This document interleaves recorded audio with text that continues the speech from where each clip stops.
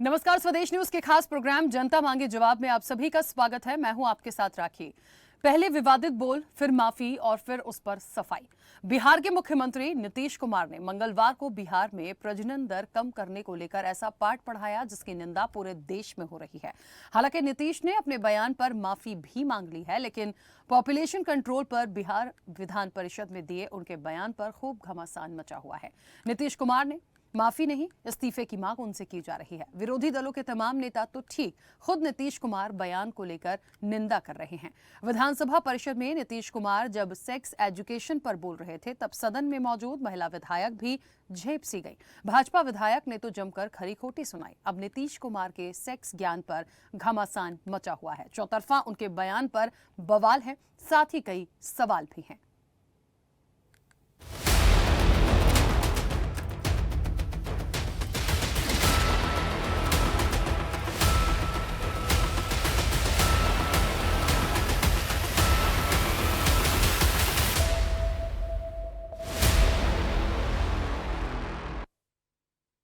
परिषद में नीतीश कुमार ने कहा कि लड़कियों को पढ़ाने के बाद जनसंख्या नियंत्रित रहेगी। सदन में उन्होंने इसके बाद अपनी बात समझाने के दौरान अजीबोगरीब बयान दिया।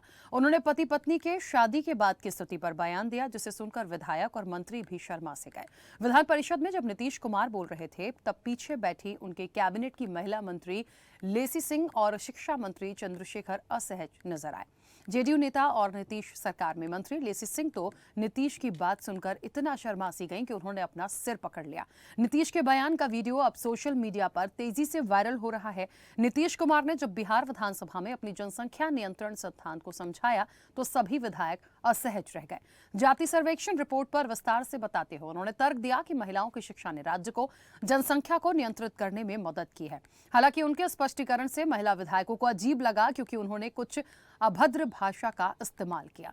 अब भाजपा ने नीतीश कुमार के बयान पर जमकर निशाना साधा। भाजपा के वरिष्ठ नेता और केंद्रीय मंत्री गिरिराज सिंह ने कहा कि नीतीश कुमार का मानसिक संतुलन बिगड़ गया है। उन्होंने विधानसभा में जिस तरह का अमर्यादित बयान दिया, उससे वो सभ्य समाज का प्रतिनिधित्व करने लायक नहीं रह गए। उन्होंने इस्तीफा देना चाहिए। बीजेपी एमएलसी निवेदिता सिंह ने कहा कि विधानसभा के लिए काला दिन है। समझ नहीं आ रहा कि वे किस तरह के विकास पुरुष हैं। आज उन्होंने मर्यादा को भी शर्मसार किया। अब नीतीश का सेक्स ज्ञान है और सियासी घमासान भी है। जनता मांगे जवाब में इसी मुद्दे पर करेंगे चर्चा। नीतीश का सेक्स ज्ञान, सियासी घमासान। लेकिन उससे पहले इस पूरे घटनाक्रम के बाद प्रतिक्रियाएं भी हैं, वो आपको सुनाते हैं।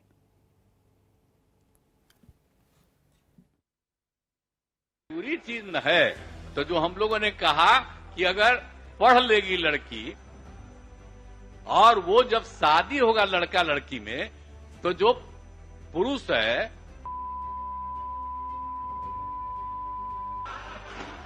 तो उसी में और पैदा हो जाता है। और लड़की पढ़ लेती है तो हमको मालूम था।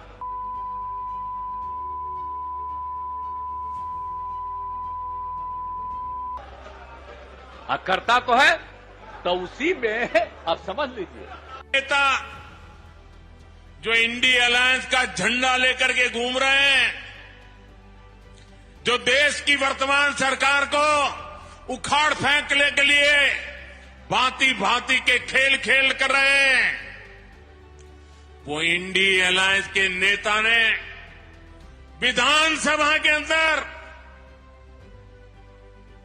जिस सभा में माताएं बहनें भी मौजूद थी, कोई कल्पना नहीं कर सकता है ऐसी भाषा में बद्दी बातें की। कोई शर्म नहीं है उनको। इतना ही नहीं, इंडिया अलायंस का एक भी नेता माताओं बहनों के इतने भयंकर अपमान के खिलाफ एक शब्द बोलने के लिए तैयार नहीं हुआ। कितने नीचे गिरोगे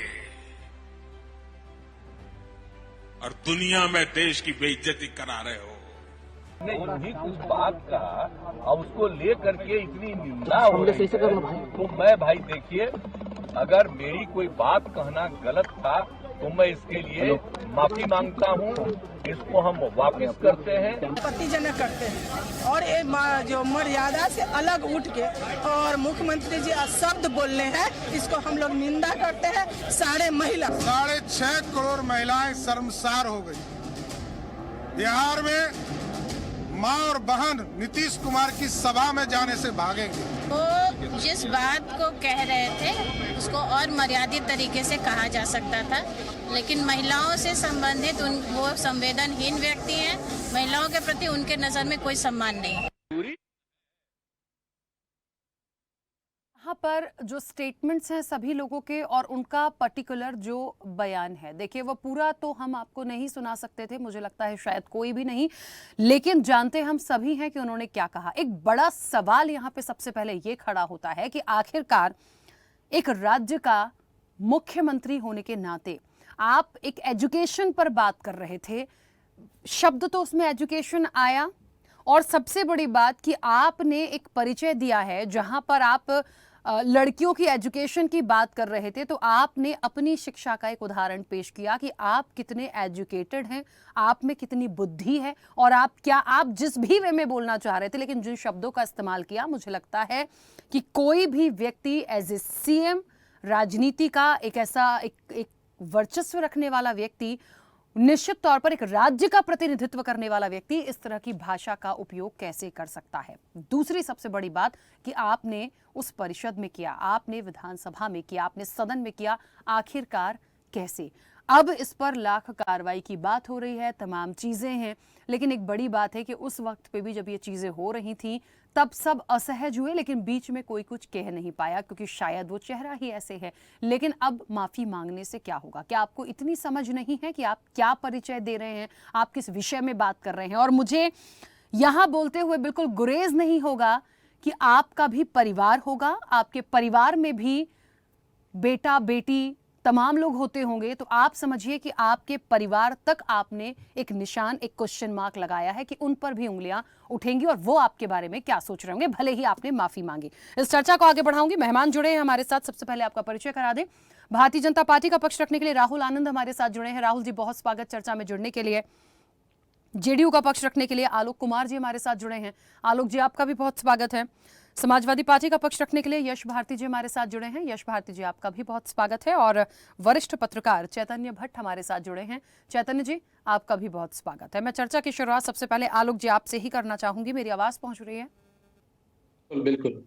आलोक जी, जो कुछ भी हुआ है सबसे पहले तो उस पर प्रतिक्रिया, क्योंकि मैं यहाँ पर आपसे क्या पूछूं, मैंने अपने एक जो छोटी सी ब्रीफिंग की है उसमें मुझे लगता है कि क्या उनके लिए बोला जाए, मतलब ना समझी नहीं कहा जा सकता, ना समझ नहीं कह सकते हैं, जानकार ऐसा नहीं है कि उनको कुछ पता नहीं है, बोलने से पहले क्या बोल दिया। अब ये बातें हो रही हैं कि वो कहना कुछ और चाह रहे थे, समझाना कुछ और चाह रहे थे, लेकिन जिस तरह के शब्दों का इस्तेमाल किया गया और ठहाके लगाए गए, क्या ये शोभनीय था? राखी जी, सबसे पहले आपके चैनल के माध्यम से सभी श्रोताओं को नमस्कार और दिवाली की बहुत सारी शुभकामनाएं। मैं थोड़ा सा इस पर बोलने से पहले एक अनुरोध करूंगा कि मुझे थोड़ा समय देंगे ताकि मैं चीजों को और जो बातें हुई हैं उसको विस्तार से समझा सकूं।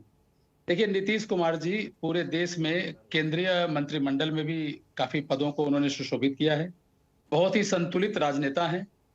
बिहार की कानून व्यवस्था के बारे में जो जिनसे भी आप बात करें, पूछेंगे तो वो सब बताएंगे कि नीतीश कुमार जी ने कानून व्यवस्था को जिस तरीके से बिहार में संभाल कर रखा है, नियंत्रित करके रखा है, और जिस तरह से महिलाएं आज स्वतंत्र और सुरक्षित महसूस करती हैं, अनुभव करती हैं, वो शायद पिछले कई वर्षों से नहीं हो रहा था। लेकिन जब से नीतीश कुमार जी हैं, महिलाओं के लिए काफी अच्छी व्यवस्थाएं हैं, स्कीम्स भी हैं, योजनाएं भी हैं, महिलाओं के सशक्तिकरण के ऊपर भी बहुत सारी बातें और बहुत सारी योजनाओं का वो पालन भी कर रहे हैं, घोषणा भी करते हैं, अनुपालन भी करते हैं। देखिए, इस बात को बहुत ज्यादा तूल देने की जरूरत इसलिए भी नहीं है कि कहते हैं ना कि सुबह का भूला यदि शाम को लौट आए और तो उसे भूला नहीं माना जाता। उन्होंने स्वतः संज्ञान लेते हुए उन्हें ऐसा लगा कि समाज में शायद मेरी बातों का बुरा लगा है समाज के वर्ग को, तो उन्होंने स्वतः बिना किसी के कहने पर, बिना किसी के मांगने पर भी उन्होंने माफी मांग ली है। कायदे से मेरी बात कहें, बल्कि और भी दूसरे लोग इससे सहमत होंगे कि माफी मांगने के बाद इस मामले को अधिक तूल देने की कोई आवश्यकता नहीं है। लेकिन जिस भाजपा और जो भाजपा के नेता जिस तरह से इसको तूल दे रहे हैं, मैं उस पर जरूर कुछ बातें कहना चाहूंगा। आप याद करिए प्रधानमंत्री मोदी के ही कथनों को, जब वो कलकत्ता में पश्चिम बंगाल में चुनाव में गए थे तो ममता बनर्जी को दीदी ओ दीदी किस लहजे में और किस तरीके से उन्होंने पुकारा था। सोनिया गांधी को संसद में ही और बाहर चुनावी रैलियों में ही बार गर्ल और बार बाला के रूप में पुकारा था। सुनंदा पुष्कर जो शशि थरूर की पत्नी थी, उनको 50 लाख रुपए की गर्लफ्रेंड कहा करते थे।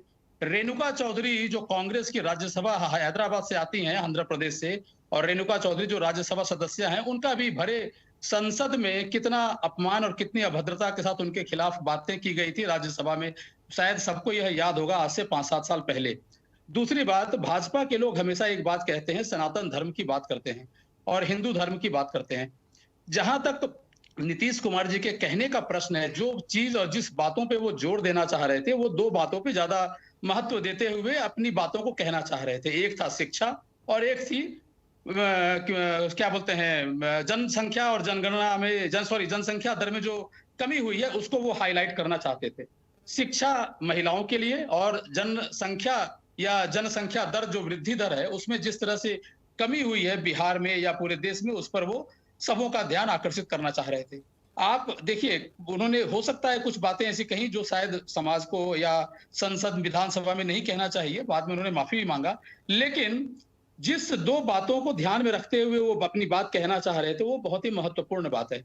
जब 50% किसी भी समाज का, चाहे अपने देश की बात करें, बिहार राज्य की बात करें, मध्य प्रदेश की बात करें या विश्व की बात करें, 50% जो है महिला वर्ग आती है।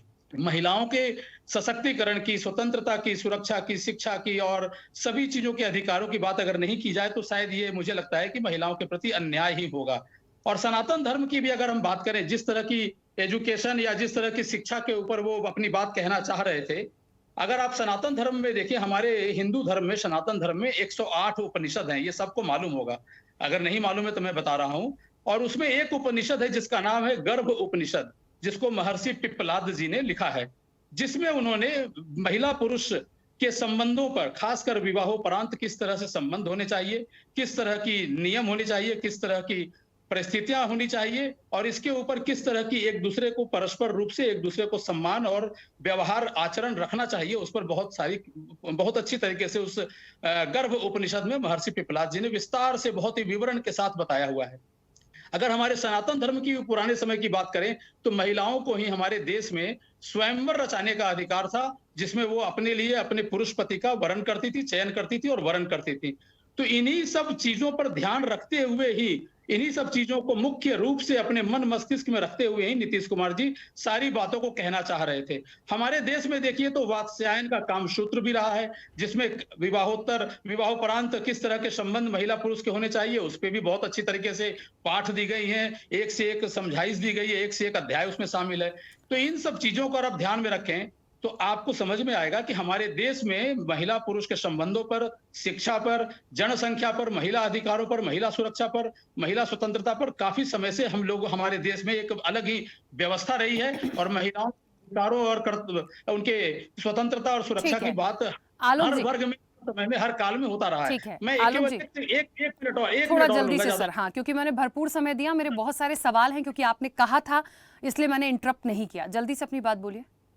देखिए, आप अगर परंपरा और ट्रेंड की बात करें तो हो सकता है नीतीश कुमार जी से ये एक गलती हो गई होगी, जो पिछले 25-30 वर्षों के उनके राजनीतिक कैरियर में शायद ये पहली गलती होगी। आप इस बात से सहमत होंगे। लेकिन भाजपा के नेताओं के द्वारा, भाजपा के मंत्रियों के द्वारा, इवन प्रधानमंत्री तक के द्वारा भी हर बार, हर मौके पे पिछले 10-5 वर्षों में ही हर बार, हर दिन, हर चुनावी रैली में, चाहे संसद हो चाहे कहीं पे भी बोलते हो, तो हर समय कुछ न कुछ ऐसी बात जरूर करते हैं जिसमें महिला अपमान की बू आती है, बदबू आती है। चलिए, अब मैं एक छोटी सी चीज बोलूंगी। एक महिला होने के नाते महिला अपमान, महिलाओं पर तंज और जिस तरह की भाषा का आज इस्तेमाल किया गया, उन सब में अंतर है। आलोक जी प्लीज इस चीज को समझिए और प्लीज उसको अदरवाइज मत लीजिएगा। लेकिन आप मुझे बताइए, उस सदन के अंदर आपके परिवार की कोई महिला सदस्य बैठी होती, क्या वो असहज नहीं होती?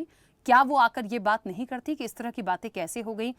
जो एक दूसरे को देख के वहां क्या शर्मिंदगी महसूस नहीं हुई होगी? और फिर एक ऐसे व्यक्ति के द्वारा जो खुद पढ़ा लिखा जानकार एक राज्य का प्रतिनिधित्व कर रहा है। सवाल इस चीज का था। आपने बहुत सारे उदाहरण दिए, ठीक है, मानते हैं।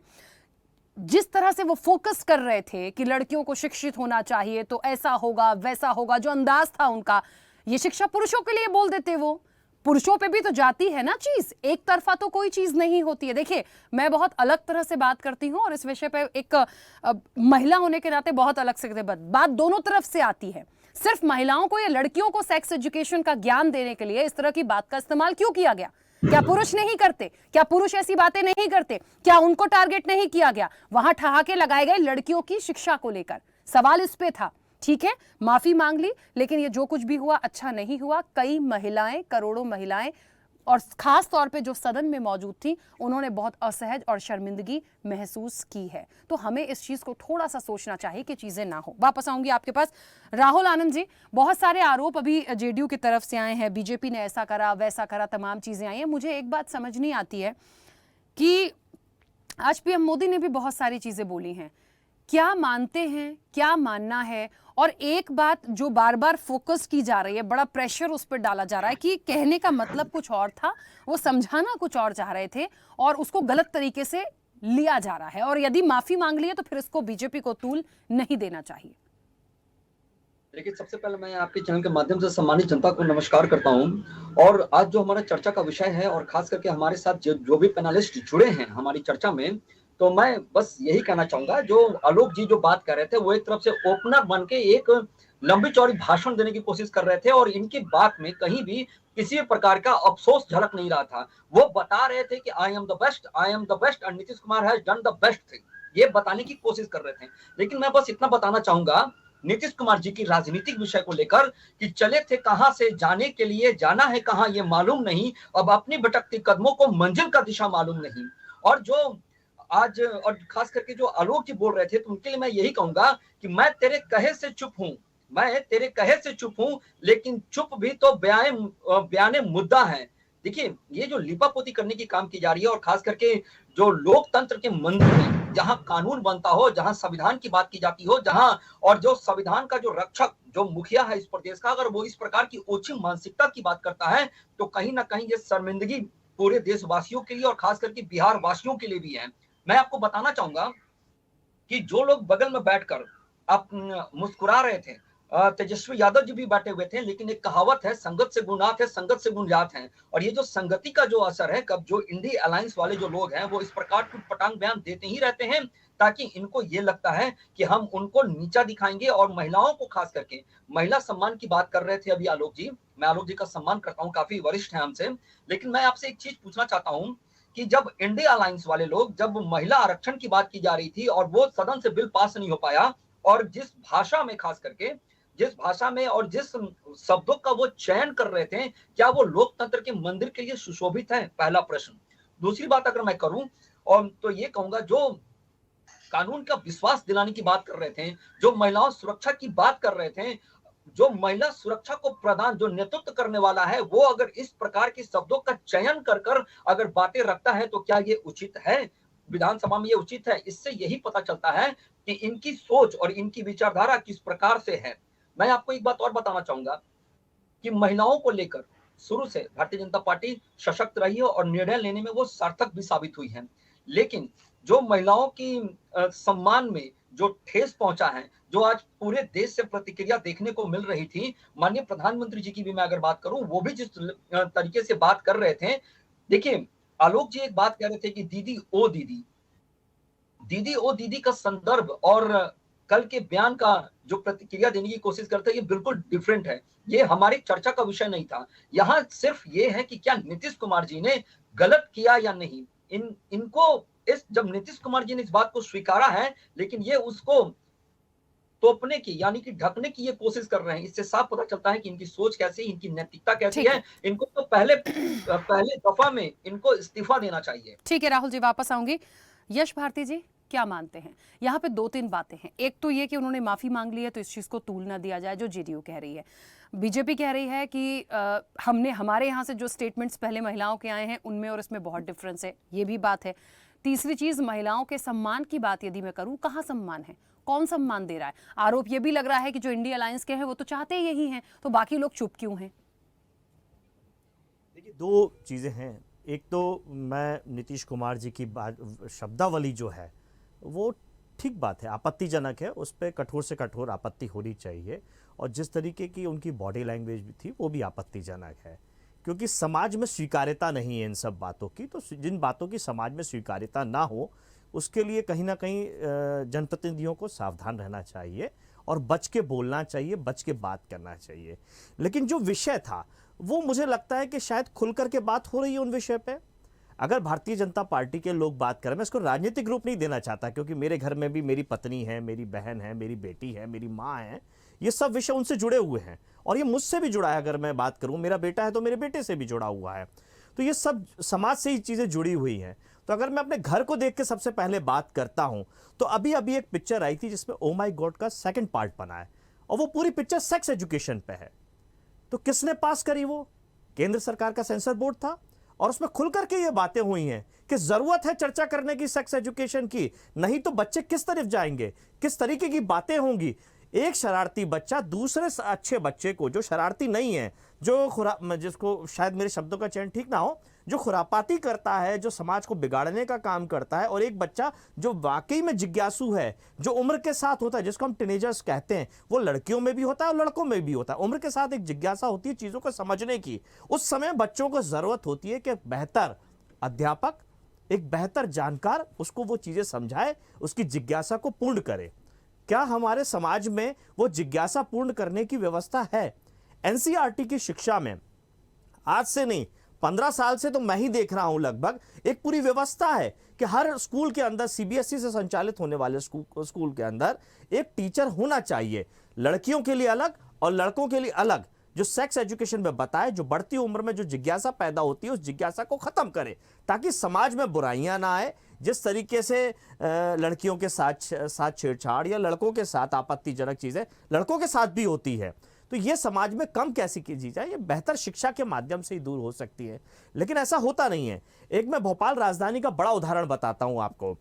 भोपाल राजधानी में कांग्रेस सरकार के समय पे एक्सीलेंस स्कूल खोले गए थे। उसका प्रथम कार्यकाल था, 7 नंबर बस स्टॉप पे है, वो सुभाष नाम से स्कूल हुआ करता था, अब उसका नाम एक्सीलेंस स्कूल हो गया है। तो उस स्कूल में एक भी महिला टीचर नहीं थी। स्कूल के प्रिंसिपल पुरुष थे और चपरासी तक पुरुष थे, एक भी महिला नहीं थी। एक बच्ची को उसकी बढ़ती उम्र में जो महिलाओं के साथ, जो बच्चियों के साथ जो हार्मोन्स डेवलप होते हैं, जो मासिक क्रिया होती है, उसमें उस बच्ची को तकलीफ हुई और वो बच्ची घर नहीं पहुंची। जब घर नहीं पहुंची, रात के 8 बज गए, ढूंढना शुरू हुआ। नया स्कूल था, नई बात थी, एक प्रयोग हो रहा था, उसमें पूरे शहर के अंदर, राजधानी के अंदर हड़कंप मच गया कि बच्ची कहां गायब हो गई। रात को 8:30-9 बजे स्कूल के चौकीदार ने देखा एक बच्ची झाड़ियों के पीछे छुपी हुई है, और जब झाड़ियों के पीछे छुपी हुई पाया गया तो बुलाया गया उसके माता पिता को। वो बच्ची झाड़ियों से निकलने को तैयार नहीं थी, और जब उसकी मां ने उसको निकाला, उसके कपड़े पूरे लाल थे, गंदे हो रहे थे, और तब ये बात समझी गई कि वो बच्ची इस हिचक के कारण चर्चा ही नहीं कर पाई, बात ही नहीं कर पाई। तो उस स्कूल के अंदर फिर महिला शिक्षकों को और महिला जो सफाई कर्मचारी होते हैं उनकी भर्ती की गई, और ताकि और बच्चों को समझाने की कोशिश की गई। तो प्रयोग होते हैं, चीजें होती हैं। हम और पीछे चले जाएं, अभी जेडीयू के साथी ने बहुत पीछे की बात करी, हम आज के समय की बात करते हैं। महिला शिक्षा को इस समाज ने स्वीकार नहीं किया। देश के अंदर सावित्रीबाई फूले, उनके पति ज्योतिबा फूले, सबसे पहले महिला को शिक्षा करने का काम किया।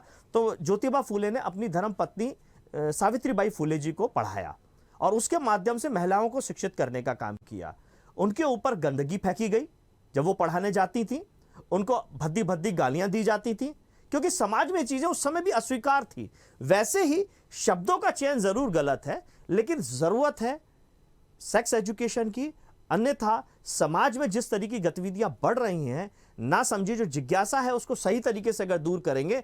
ओ माय गॉड 2 पार्ट जो पिक्चर है उसमें बहुत अच्छे तरीके से इस चीज को दर्शाया गया है कि हम सर के बारे में पढ़ाते हैं, छाती के बारे में पढ़ाते हैं और बाकी पार्ट्स को गायब कर देते हैं। उस जिज्ञासा का अक्सर में होगा क्या, इस पे चर्चा होनी चाहिए। राजनीति करने के लिए मैं भाजपा को कोस सकता हूं, कांग्रेस को कोस सकता हूं। स्वर्गीय सुषमा स्वराज जी आज जीवित नहीं है।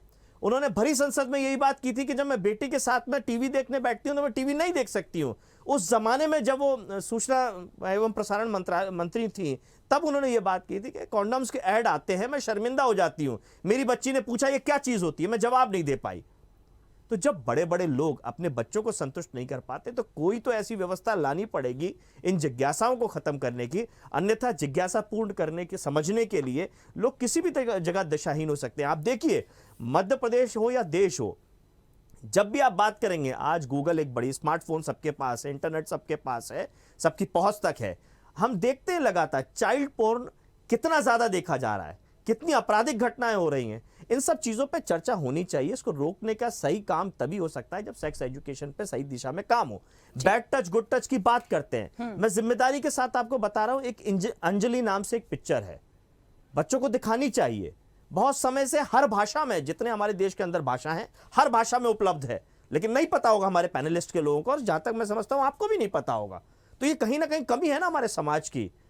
सरकार ने सारी व्यवस्थाएं की हुई हैं, मोदी जी के आने से पहले की हुई हैं, बेहतर अध्यापक हैं हमारे यहाँ, बेहतर अध्ययन का काम हो रहा है, लेकिन समाज में स्वीकार्यता नहीं है।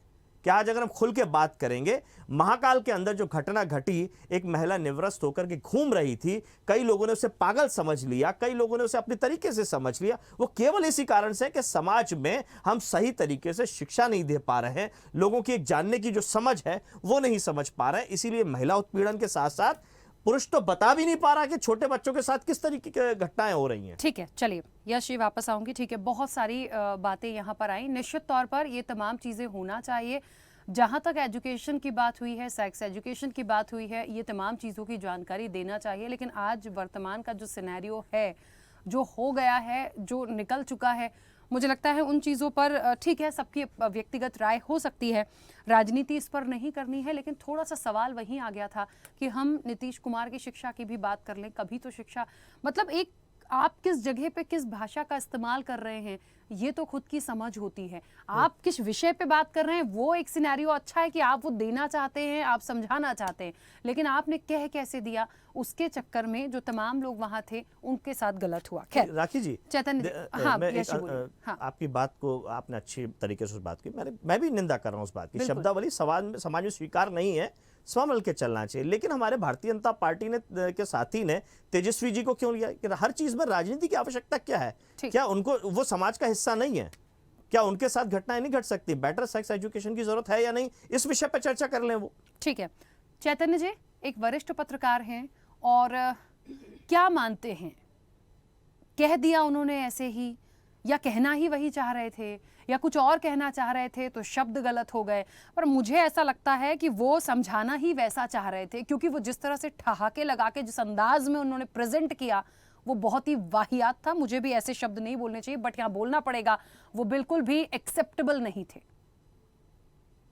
देखिए राखी जी, राजनीति बयानों का जिस तरह का स्तर गिरा है वो आप सबके सामने है। तमाम पार्टी के नेता हैं, कोई अकेले नीतीश कुमार नहीं है, तमाम भारतीय जनता पार्टी के नेता भी इसी तरह की बात करते हैं, कांग्रेस के नेता भी इसी तरह की बात, और सबके निशाने पे महिलाएं रहती हैं। हमारे देश में महिलाओं को बड़ा सम्मान दिया जाता है, ऐसा दावा किया जाता है। दुर्गा हो, चाहे पार्वती हो, चाहे कोई भी हो, जो देवियां मानी जाती हैं, उनके प्रति बड़ा सम्मान होता है। लेकिन जिस तरह से महिलाओं को हर चीज में टारगेट किया जाता है, ये निश्चित तौर पे पुरुष की मानसिकता जो है, पुरुष प्रधान समाज की जो मानसिकता है, वो हमें दर्शाती है। जहां तक नीतीश कुमार जी का सवाल है, नीतीश कुमार एक बहुत ही सीजन्ड और बड़े सीनियर लीडर हैं। जाहिर सी बात है कि वो क्या बोलते हैं उसका असर निश्चित तौर पर राजनीति पे पड़ता है, बिहार पे पड़ता है, पूरे देश पे पड़ता है। और आज उन्हीं के कहे हुए जो बयान है उस पर हम सब बहस कर रहे हैं। उन्होंने सेक्स एजुकेशन की बात की, उन्होंने महिलाओं के एजुकेशन की बात की। निसंदेह महिलाओं को एजुकेट होना चाहिए, क्योंकि अशिक्षा एक सबसे बड़ा समझ लीजिए आप पाप है कि अगर शिक्षित है कोई महिला तो उसके साथ क्या हो सकता है, ये सबको मालूम है। शिक्षा बहुत जरूरी है, लेकिन उसके साथ साथ जिस तरह की भाषा का उन्होंने प्रयोग किया और जो उदाहरण दिए, और उसके उनके जो बॉडी लैंग्वेज थी, जो वो हंस रहे थे और अगल बगल बैठे हुए लोग जो हंस रहे थे, जो जनप्रतिनिधि कहलाते हैं, जिनको लाखों लोग चुन के भेजते हैं, वो जब महिलाओं के बारे में और आपके महिला और पुरुष के संबंधों के बारे में जब चर्चा कर रहे थे नीतीश कुमार, उस समय जिस तरह से उनकी भाव भंगिमाएं थी, मुझे लगता है कि ये बहुत ही ज्यादा निंदनीय है। ये बात सही है कि सेक्स जीवन का सबसे महत्वपूर्ण हिस्सा है। सेक्स के ही दम पे हमारा संसार चलता है, लेकिन एक सामाजिक ताना बाना होता है, एक संरचना होती है, एक सामाजिक तरीका होता है। ऐसा नहीं कि हम जानवरों की तरह सेक्स करने लगे, फिर उसमें इंसान में और जानवर में कोई फर्क नहीं रह जाएगा। तो सेक्स एजुकेशन की बहुत लंबे समय से मांग चल रही है कि बच्चों में सेक्स एजुकेशन होना चाहिए, ताकि जो बच्चे इस तरह की चीजें देख रहे हैं, आजकल तो इंटरनेट का जमाना है, सारी चीजें आपके सामने हैं, उसका दुष्प्रभाव ना पड़े। एक वास्तव में एक एजुकेशन सेक्स के बारे में क्या होना चाहिए, क्या नहीं होना चाहिए, इस तरह की बातें बच्चों को, विशेषकर महिलाओं को और छात्राओं को, छात्र छात्राओं को दी जाए। लेकिन जिस तरह का नीतीश कुमार ने जो सेक्स एजुकेशन के बारे में बात की और जिन शब्दों का प्रयोग किया, मुझे लगता है कि कैसे इस तरह के शब्दों का प्रयोग किया होगा नीतीश कुमार जी ने। ठीक है, आप समझाना कुछ चाह रहे हो, लेकिन समझाने का भी एक तरीका होता है। देखिए, सच बोलना और सलीके से बोलना दोनों बहुत जुड़ी हुई चीजें। आप किसी अंधे व्यक्ति को अगर अंधे कह दोगे तो निश्चित तौर पर उसको बुरा लगेगा, लेकिन अगर आप उसको सूरदास कहेंगे तो हो सकता है कि उसको बुरा ना लगे। तो शब्दों का चयन जो है वो राजनेताओं को निश्चित तौर पे ध्यान में रखना चाहिए। लेकिन जिस तरह से राजनीति का स्तर गिरा हो, मुझे लगता है कि अब किसी पे शब्दों पे किसी को कोई वो ही नहीं रहा है कि मैं क्या बोलना चाहता हूँ, मैं क्या बोल रहा हूँ। जो मन में आता है बोल देता है, और उसके बाद फिर ये होता है कि साहब मुझे खेद है, मैंने जो कहा मैं उसके लिए माफी मांगता हूँ। लेकिन तब तक वो सारी चीज पूरे देश में फैल जाती कि आपने क्या कहा। एक इतने सीनियर लीडर के मुंह से अगर इस तरह की बातें निकले, वो भी कोई ऐसा नहीं कि अपनी पार्टी के लोगों के बीच में उन्होंने कही हो, विधान परिषद में जो बात की जिसमें तमाम महिलाएं भी शामिल थी, निश्चित तौर पे उनपे क्या असर हुआ होगा और बिहार की जनता पे भी क्या असर पड़ा होगा। बिहार को माना जाता है कि अशिक्षित प्रदेश ऐसा कहा जाता है, लेकिन उस अशिक्षित प्रदेश को शिक्षित करने के लिए जिस तरह की भाषा का उपयोग नीतीश कुमार ने किया, मुझे लगता है कि ये वास्तव में बहुत निंदनीय है। उन्होंने अपनी खुद भी निंदा की है, इसमें कोई दो मत नहीं है कि उन्होंने माफी भी मांगी और अपनी निंदा भी की कि मैं अगर मेरे शब्दों से किसी को दुख हुआ। लेकिन सवाल इसी बात का है कि हर नेता यही कहता है, अपनी बात कह देता है और उसके बाद माफी मांग लेता है। तो ये कोई तरीका नहीं है कि आप अपनी मन की बात बोल दो और उसके बाद आप माफी मांग लो और कह दो कि मैं खेद प्रकट करता हूँ। तो इस बात को लेके निश्चित तौर पे नीतीश कुमार ने माफी मांगी है। लेकिन देखिए, राजनीति में तो ये तय मान के चलिए कि विरोधी दल जो होता है वो निश्चित तौर पे ऐसे तमाम चीजों को तत्काल ग्रहण कर लेता है और उस पर तमाम तरह की राजनीतियां शुरू हो जाती हैं। ऐसा नहीं कि भारतीय जनता पार्टी के नेताओं ने इस तरह के बयान नहीं दिए, बहुत तरह के ऐसे बयान हैं जो महिलाओं की अस्मिता पे और चोट करते हैं। लेकिन सवाल वही आ जाता है कि दूसरे दल उसको उतनी तरीके से नहीं उठा पाते जितनी तरीके से भारतीय जनता पार्टी अपने विरोधियों की बातों को उठा लेती है। और ये उसका जो प्रचार तंत्र है वो बहुत मजबूत है भारतीय जनता पार्टी। बिल्कुल चैतन्य जी, मुझे तो ऐसा अब लगने लगा है कि ठीक है, राजनीति का स्तर गिर गया हो, दिग्गजों का स्तर भी गिर गया हो, वो भूल जाते हैं शब्दों की मर्यादा को, तमाम चीज़ों को। लेकिन मुझे एक बात समझ नहीं आती है कि जहां महिलाओं के सम्मान की बात करते हैं और आज की महिलाएं इतनी सशक्त हो चुकी हैं, आप उनको नीचा दिखाने का प्रयास क्यों करते हैं? क्यों एक नेता, क्यों एक दिग्गज ये भूल जाता है कोई भी स्टेटमेंट देने से पहले कि वो भी एक माँ के कोख से आया है? आप समझिएगा मेरी बात को, उसके परिवार में भी बेटी होंगी, बहन होंगी, माँ होंगी, पत्नी होंगी। आप क्यों ये भूल जाते हैं कि आप यदि किसी एक महिला के लिए कटाक्ष कर रहे हैं तो आप दूसरी महिला जो आपके परिवार की है उसको भी वो चुभेगा? क्यों ये भूल रहे हैं दिग्गज? क्या राजनीति करने के लिए, तंज करने के लिए कोई मुद्दे नहीं है, कोई दल नहीं है? महिलाएं ही क्यों आज जो उदाहरण दिया गया वो पुरुष को लेकर नहीं बोला गया? क्यों उस पर फोकस किया गया लड़कियों की एजुकेशन पर? क्या लड़कियां ही अशिक्षित हैं? क्या सारा ज्ञान उनको ही होना चाहिए सेक्स एजुकेशन? क्या पुरुषों की कोई महत्वपूर्ण नहीं होता? क्या उनको नहीं होना चाहिए? क्या उनकी समझ नहीं होती है? नहीं, देखिए, बिल्कुल होती है। मैंने तो पहले भी कहा कि अशिक्षा बहुत बड़ा अभिशाप है और ऐसा माना जाता है कि जो निचले तबके के बच्चे होते हैं उनके परिवार में ज्यादा शिक्षा को महत्व नहीं दिया जाता है। हमने कई सरकारी स्कूलों में देखा है कि 6वीं 7वीं के बाद बच्चियों को वापस बुला लेते हैं अपने माँ बाप, क्योंकि वो काम करने जाते हैं। घर में जो दूसरे बच्चे हैं उनकी देखरेख कौन करेगा, तो बड़ी बहन के नाते वो बच्चे की देखरेख करती है। लेकिन सवाल इसी बात का है कि ये स्त्री और पुरुष दोनों बराबरी के हैं, ऐसा माना जाता है। लेकिन मुझे लगता है कि ये जो पुरुष प्रधान समाज है स्त्री को अभी भी दोयम दर्जे का समझता है। और इसका सबसे बड़ा उदाहरण जो है वो आपने देख लिया कि एक इतना सीनियर लीडर जो मुख्यमंत्री रह चुका है, जो केंद्रीय मंत्री रह चुका है, वो भी अभी महिलाओं को दोयम दर्जे का समझ के इस तरह की बातें कर रहा है। क्या सेक्स में पुरुष का कोई रोल नहीं रहता? पुरुष का भी रोल रहता है, महिलाओं का भी रोल रहता है, और उसी से संसार चलता है, उसी से बच्चे पैदा होते हैं। लेकिन उसमें पुरुष को छोड़ के सिर्फ महिलाओं के प्रति कटाक्ष करना, ये मुझे लगता है कि निश्चित तौर पे नीतीश कुमार जैसे एक बड़े और सीनियर लीडर के लिए बहुत ही शर्मनाक है, और हम सबके लिए भी शर्मनाक है, विशेषकर राजनेताओं के लिए भी बहुत ही शर्मनाक है। मुझे लगता है कि राजनेताओं को अब ये सोचना चाहिए कि हम कोई भी बात कहने से पहले 10 बार सोचें।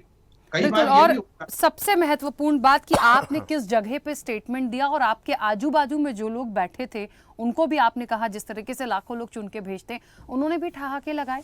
मतलब कोई ऑब्जेक्शन नहीं, किसी ने एक सेकंड के लिए रोकना जरूरी नहीं समझा कि कोई अमर्यादित भाषा है, या प्लीज इसको आप अपने शब्दों को वापस लीजिए, थोड़ा सा गलत हो गया। मुझे नहीं लगता कि वहां पे कोई ऐसा कोई क्राइटेरिया बना होगा कि उनको रोका नहीं जा सकता था। जहां अपमान की बात है या सम्मान की बात नहीं हो रही है, वहां पे बिल्कुल बोलना चाहिए। खैर ठीक है, अब शायद यही स्तर और यही दिन और देखने रह गए इस देश में महिलाओं को और उनकी तमाम चीजों के लिए, जहां एक सम्मान की बात आती है।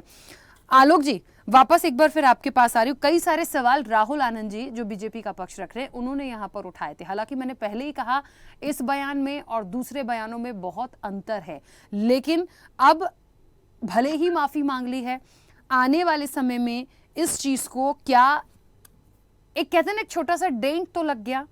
सभी जितने वक्ता यहाँ बैठे हैं, सब ने नीतीश कुमार के नेतृत्व, उनके अनुभव की तारीफ की, क्योंकि वो जिस तरह के लीडर हैं वो बहुत अलग हैं, और उनसे ये गलती हो जाना या उनके मुंह से ये तमाम चीजें निकल जाना, ये अनएक्सेप्टेबल है।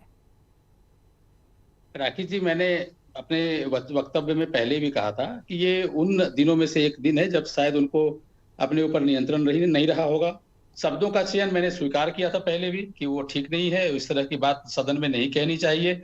मैंने ये भी कहा कि उन्होंने अपने कहे हुए बात पे बिना किसी के उकसावे के स्वतः संज्ञान लेते हुए न केवल माफी मांगी बल्कि उन्होंने अपने शब्दों की निंदा भी की है। लेकिन जिस परिप्रेक्ष्य में वो कह रहे थे, शायद वो परिप्रेक्ष्य भी कहीं न कहीं अपने आप में महत्वपूर्ण है। हाँ, ये जरूर है कि ये जिस तरह के शब्द या जिस तरह के लहजे में उन्होंने कहा, वो उन्हें नहीं कहना चाहिए था। लेकिन मैं यहाँ पर एक चीज और कहूंगा, देखिए हमारी पार्टी में या हमारे नीतीश कुमार जी हमारे नेता हैं, सर्वमान्य नेता हैं, और उनका अपना उनकी अपनी एक अलग प्रतिष्ठा भी है, सम्मान भी है। उनकी कथनी और करनी में अगर अंतर रहा होता तो शायद वो अपनी कही बात पे और अड़ करके दूसरे तरह की बात करते। उन्होंने वो सब नहीं किया, स्वतः संज्ञान लिया। उन्हें लगा कि शायद उन्होंने जो कहा उनसे समाज के एक विशेष वर्ग को, महिलाओं को अपमानित महसूस होना पड़ा हो या खराब लगा हो, तो उन्होंने माफी भी मांगी। आप देखिए कथनी और करनी में अंतर किस तरीके से होता है। देश में क्या होता है, देखिए जब प्रधानमंत्री स्वयं ऐसी वैसी बातों का, शब्दों का प्रयोग करते हैं, तो नीचे वाले नेता भी कितने भी परिपक्व हों, कहीं ना कहीं उनका भी जो मानसिक संतुलन होता है, शायद इन शब्दों को सुन करके कहीं ना कहीं वो भी विचलित महसूस होते हो, या शायद इस बहकावे में आकर के कुछ ऐसे शब्द बोलते हो जो नहीं बोलना चाहिए। आप मणिपुर देख लीजिए, उत्तर प्रदेश देख लीजिए, मध्य प्रदेश भी देख लीजिए, उत्तराखंड भी देख लीजिए, दिल्ली भी देख लीजिए, भाजपा की कथनी करने में कितना अंतर है। वो कहते कुछ है, करते कुछ है। कितने बलात्कार, कितने नहीं ऐसे मामले पिछले आप 4, 5, 10 सालों में देख लीजिए, कहां नहीं आए होंगे, और कितने लोगों को दंडित होना पड़ा है। आप बताइए कितने लोगों को सजा हुई है। बिहार में पिछले 10 सालों में जब से ये मुख्यमंत्री हैं, शायद ही आपने ऐसी कोई घटना सुनी हो कि किसी महिला के साथ इस तरह की कोई घटना की पुनरावृत्ति हुई हो या कभी हुई हो। क्या है कानून व्यवस्था, हम लोग भी जानते हैं बिहार में बहुत अच्छी तरीके से है। और मणिपुर के मुख्यमंत्री ने तो इस्तीफा लेकर के फाड़ भी दिया, जबकि आपने देखा ही है कि 2 महिलाओं के साथ किस तरह की बात हुई थी और किस तरह की हरकतें की गई। कैलाश विजयवर्गीय है, मनोहर लाल खट्टर हैं, गिरिराज सिंह है।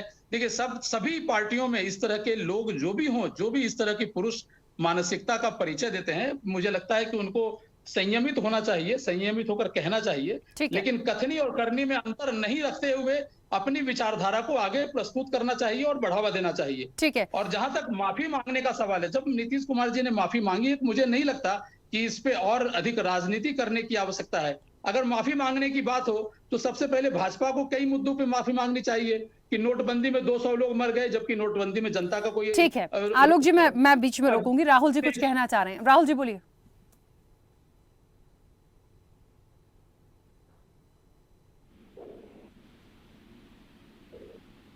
राहुल जी मेरी आवाज पहुंच रही है? हेलो, हाँ बोलिए। है हाँ राहुल जी बोलिए। देखिए, जो प्रतिक्रिया आलोक जी दे रहे थे फिलहाल, और जो दोष लगाने की कोशिश करते भारतीय जनता पार्टी पे, तो मैं बस इतना ही पूछना चाहता हूँ कि नैतिकता के आधार पे आपने भाजपा शासित प्रदेशों के बारे में बात की, आप राजस्थान के बारे में क्यों भूल जाते हैं? मैं आपको बताना चाहूंगा, देखिए, क्राइम को घटने से कोई नहीं रोक सकता, लेकिन इसके ऊपर कितनी तेजी से प्रतिक्रिया की जाती है ये निर्भर करता है आपके ऊपर। और यहाँ पे जब से ये लटकाना भटकाना अटकाना वाली जो सरकार आई है बिहार के अंदर, तब से लगातार क्राइम रेट भी बढ़ा है, अपहरण के मामले भी बहुत ज्यादा बढ़े हैं। और यही नहीं, डीजीपी ने भी बयान दिया था और उन्होंने कहा था कि अब पुलिस से लोग डर नहीं रहे हैं। ये आलोक जी बड़ी बात ही जानते भी हैं, अगर नहीं जानते तो मैं उनको बता भी दूंगा। मैं आपको एक बात और बताना चाहूंगा, देखिए क्या है कि जब आप कहीं कोई गलती करते हैं ना, तो आप उसको मानिए, आप उसको दोषारोप करके अपने आप को बचाने की कोशिश नहीं करते हैं। आप राजस्थान के ऊपर उस आदिवासी महिला के ऊपर कोई प्रतिक्रिया नहीं करते हैं। ये जो इंडिया अलायंस वाले जो लोग हैं खास करके, वो बस यही सोचते हैं कि हम में बेहतर कौन प्रदर्शन करने वाला है, हमसे ज्यादा अच्छा बयान देकर कौन आगे निकल सकता है। देखिए, लोकतंत्र के मंदिर में एक आस्था का विषय होता है, और जब आप आस्था की बात करते हैं और जब शपथ लेकर जब कानून के और संविधान की रक्षा करने की बात करते हैं, तो शब्दों का चयन बिल्कुल ही पवित्र होना चाहिए। ध्यान दीजिएगा, शब्दों का चयन बिल्कुल ही पवित्र होना चाहिए। मैंने जो कहा ना थोड़ी देर पहले, जो सपा के प्रवक्ता कर रहे थे, उन्होंने तेजस्वी यादव जी को क्यों लिया, तो तेजस्वी यादव जी बेशरम की तरह हंस रहे थे वहां पर। जब नीतीश कुमार जी बोल रहे थे तो बेशरम की तरह हंस रहे थे। कोई प्रतिक्रिया किसी ने किया तो भारतीय जनता पार्टी की तरफ से आया कोई प्रतिक्रिया, आप उस महिला को भूल गए। जो महिला बाहर निकलकर जो एमएलसी भारतीय जनता पार्टी की है, वो अपनी नम्र आंखों से जब वो बयान दे रही थी, हर कोई एक दूसरे से इस विषय पे जुड़ा है, चाहे वो मन से हो या बेमन हो, लेकिन सबके घर से ये बयान ताल्लुकात रखते हैं। अगर मेरे पिताजी अगर हैं तो मुझे अपने पिताजी का सम्मान करना है, ना कि उनका सम्मान को छोड़कर किसी और के बारे में बात करना है। नीतीश कुमार जी अगर जब इस प्रदेश के मुखिया हैं तो बात उनकी ही की जाएगी। और जो खास करके महिलाओं के ऊपर जो ये टिप्पणी कर रहे थे, तो मैं आपको एक बार लेकर चलकर दिखाना चाहता हूं। बिहार के अंदर आकर देखिए हालात, पूछिए। जो एजुकेशन की बात कर रहे थे, मैं बिल्कुल इस बात से सहमत हूं, और मैं एक यंग जनरेशन का लड़का होने की वजह से मैं भी जानता हूं कि क्या होना चाहिए और कैसी प्रतिक्रिया देनी चाहिए। जो समाज को संगठित करने की बात की जाती है, तो समाज बनता है स्वभाव से, समाज बनता है विचार से, ना कि सदन में खड़े होकर किसी को भी इस प्रकार से अमर्यादित भाषा से नीचा दिखाया जाए। बिल्कुल, मुझे वक्तव्य सुन के तो ऐसा ही लग रहा है कि सब लोग अपनी राय बहुत अच्छे से दे रहे हैं, लेकिन बावजूद जहां से ये प्रतिक्रिया आई है, काश वो लोग भी थोड़ा सा बोलने से पहले सोच लें तो शायद चीजें सुधर जाएं, बट होती नहीं दिखती। क्योंकि राजनीति है तो राजनीति का स्तर तो जैसा कि चैतन्य जी कह रहे थे गिर ही चुका है, तो अब क्या इन बातों का मायना। लेकिन थोड़ी सी मुझे लगता है शर्म हया होनी चाहिए कि आप किस जगह पे क्या बोल रहे हैं। हाँ, यश भारती जी कुछ कहना चाह रहे थे, बोलिए। राखी जी, बड़े अफसोस की बात है कि हमारे भारतीय जनता पार्टी के साथी अभी भी चुनावी मोड में हैं, इंडी गठबंधन की बातें कर रहे हैं। बेहतर होता समाज में सुधार कैसे, अगर आप नीतीश कुमार में सुधार की बात कर रहे हैं, कल उत्तर प्रदेश के अंदर आपातकाल सेवाओं में 112 नंबर की जो सेवाएं चल रही हैं, महिलाओं ने प्रदर्शन किया अपनी ज़रूरतों के लिए, उनको रात में मारा गया, बाल से घसीटा गया पुरुष पुलिसकर्मियों के द्वारा। तो भारतीय जनता पार्टी के साथी अगर राजनीति करेंगे तो उनके ऊपर दोषारोपण आएंगे, बहुत सारे उदाहरण हैं।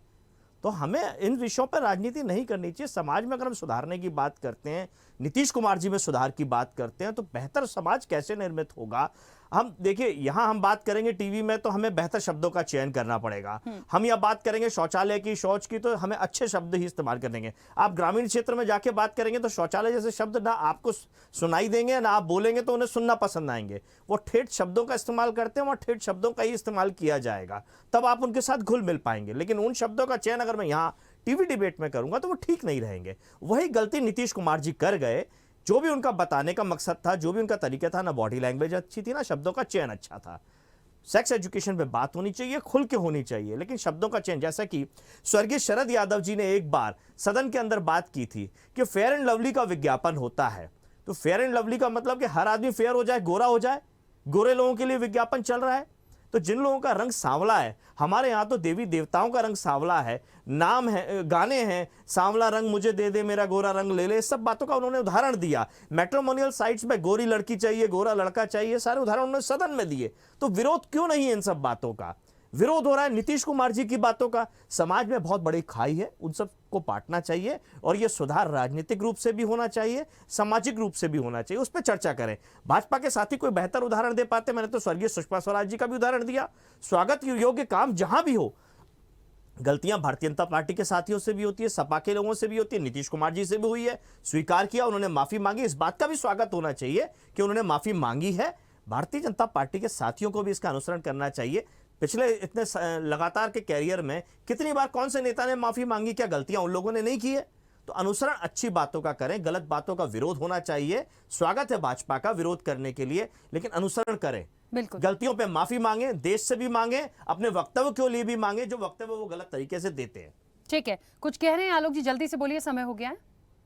देखिए, हमारे प्रधानमंत्री जी ने पिछले 10 वर्षों में कम से कम कई देशों की 100-125 बार यात्रा की है। ये सबको मालूम है, सर्वविदित है ये। आप किसी भी विदेश में चले जाएं, किसी भी विदेश के किसी भी देश में आप चले जाएं, आप देखिए वहां पे, जैसे अभी चैतन्य भट्ट जी ने कहा, अंजलि का वीडियो मैंने भी देखा है, वो बहुत अच्छा वीडियो है और आपस में बच्चों के बीच में उसे प्रसारित किया जाना चाहिए। पोर्न वीडियो के बारे में चैतन्य भट्ट जी ने कहा, आप विदेश में किसी भी देश में चले जाएं, जैसे ही पोर्न वीडियो आएगा ना, आपको वो सीधे ब्लॉक हो जाता है। आप विदेश में किसी भी पोर्न वीडियो को एज के आधार पे या इवन अगर आप वयस्क हैं तो भी आप एक्सेस नहीं कर सकते, उसको देख नहीं आलोक जी, सकते। मुझे बीच में रोकना होगा, देखिए ठीक है, मुझे बीच में रोकना होगा क्योंकि समय हो गया है। लेकिन एक बात महत्वपूर्ण है, जिस शिक्षा की हम बात कर रहे हैं, जिस एजुकेशन की हम बात कर रहे हैं, वो अपनी जगह है, लेकिन जो दिग्गज हैं, जो उसको प्रेजेंट कर रहे हैं, जो उसको इम्प्लीमेंट कराना चाहते हैं, वो तो कम से कम पहले थोड़ी शिक्षा ले लें कि हम इस तरह के शब्दों का इस्तेमाल न करें। हम समाज को और उन महिलाओं को कम से कम जिन्हें सम्मान देने की बात करते हैं, उनका थोड़ा सा लिहाज करें। बात इसकी भी थी। खैर, आप सभी मेहमानों का बहुत शुक्रिया इस चर्चा में जुड़ने के लिए। निश्चित तौर पर देखिए, नीतीश का सेक्स ज्ञान सियासी घमासान होना ही है, क्योंकि राजनीतिक दल से जुड़े हैं, एक प्रदेश का प्रतिनिधित्व करते हैं, मुख्यमंत्री हैं, तो उनके मुंह से ये शब्द और वो जिस लहजे में, जिस अंदाज में कह रहे थे, वो बहुत ही शर्मिंदगी भरा था और निश्चित तौर पर बहुत सी महिलाएं इससे आहत हुई हैं। अब आने वाले समय में इलेक्शन तो है ही, कई स्टेट्स में हो ही रहे हैं, इसका कितना इम्पैक्ट पड़ेगा ये देखने वाली बात होगी। चर्चा में फिलहाल इतना ही। बने रहिए स्वदेश न्यूज के साथ, सबसे पहले देश।